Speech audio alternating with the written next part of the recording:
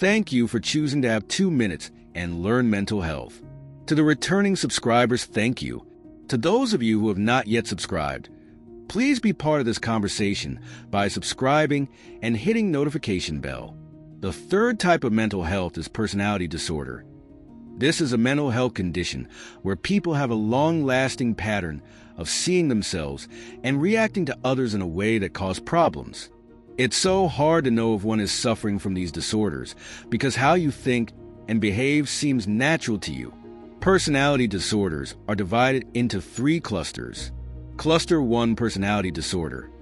They have a consistently dysfunctional pattern of thinking and behavior that reflects suspicion or lack of interest in others.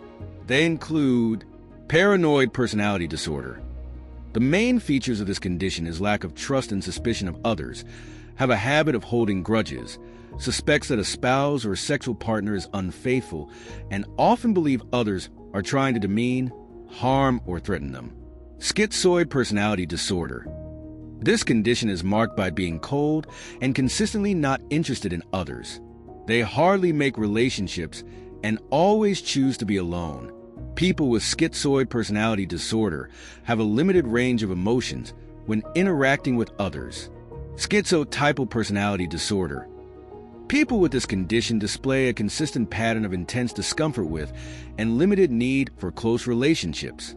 Relationships may be hindered by their distorted views of reality, superstitions, and unusual behaviors.